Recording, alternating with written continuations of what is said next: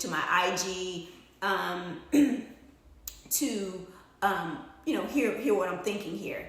Then I'll always go to electletitiagrady.com, and you can go to my policy page and you'll see some deep dives, right, of just like all of my legislative type brainstorms, like things that will be, kind of my sandbox, right, and things that I would like to collaborate with on, collaborate with others on, because I love to collaborate. I like to solve problems. It's, I come from, again, this fintech background. I have entrepreneurial nature myself. I was a startup founder in Atlanta. Pull me to the side and we can talk about some of those things. All right, but anyway, yeah, so all of that, is happening on my side. So I'm not going to, act like it's not and try to cape for my people when I can't cape for my people, okay? I'm gonna stand by you when you're right. But I'm with you when you're right, but I'm not with you when you're wrong. And right now, the facts are telling me this. The record is out here. All right, so again, what will be my commitment to District 18? I will work with any colleague, Republican or Democrat, to get HB 569 through the Senate, okay? To revive Lee's discharge limits bill and to make North Carolina basically their clean water protections independent of whatever happens in Washington. Because our water, again, should not depend on what's happening in Washington. I'm sounding like a broken record here, but hey, people are constantly repeating lies. Well, I'm going to repeat the truth, and I'm going to repeat my desires and my aspirations here, okay? What else am I going to do?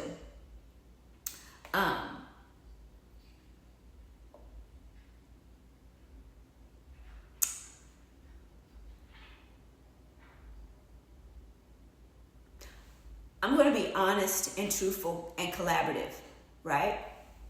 And the reason that I pause there is because there's a myriad of other things that I want to do. But the foundation of my campaign and who I am as a person is my relationship with Jesus Christ. And so you as a constituent are a beneficiary of my relationship with Christ. My biggest asset that I'm offering to you is my relationship with Christ, right? Because he sees me when no one else is looking. All right? And so I'm deathly afraid of, offending him. And offending him would be offending my constituents and him entrusting me with your confidence in me as your representative, right? So I'm not going to go more than that. But yeah, so those are the things that I would do. And then the last thing that I basically want to say kind of on this is omitting facts to score political points is exactly what voters are sick of. Okay? So you need to be aware of candidates and current elected officials or representatives who have more adversarial accusations than common sense solutions. Period. You need to be aware of that.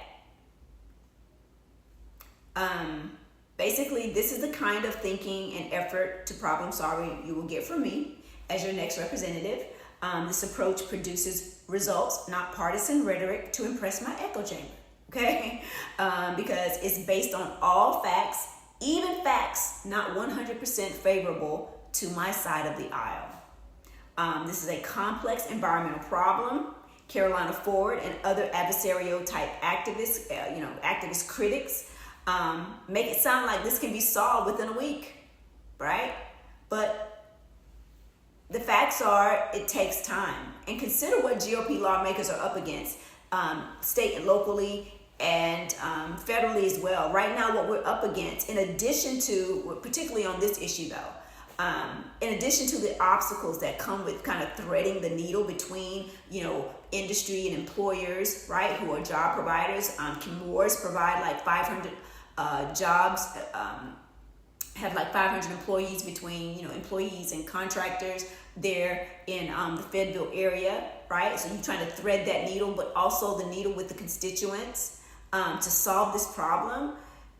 You have that working against you. Then you also have viciously contentious political opponents, who's supposed to be your colleagues, who at least supposed to be have the same North Star of making your state, your city, your district, or whatever, the best that it can be, or your nation the best that it can be. But instead, you have colleagues that seem to be captured by certain radical ideas and committed to opposing and mischaracterizing every good faith effort you make, which causes bills to age, right? Now, again, granted, this particular issue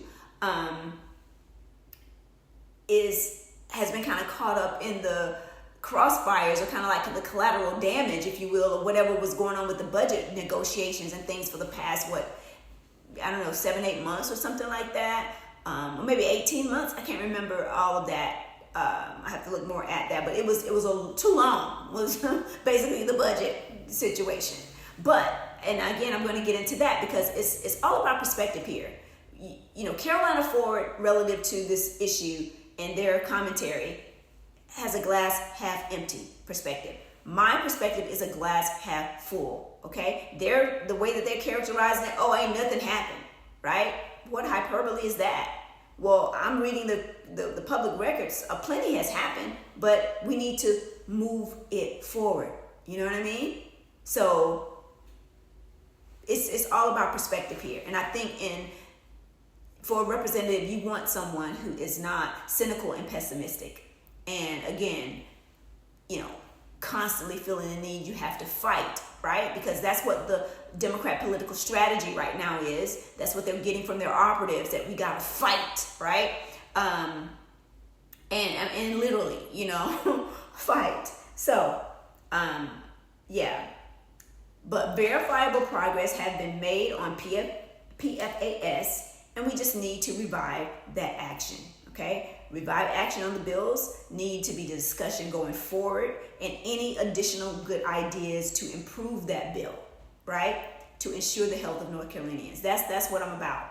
I don't want to hear what they didn't do, and no. We've gotten to a point on the board. We got a couple scores on the board, so now we just need to revise it, right? We want to talk about progress, reviving the action, and moving the bill forward.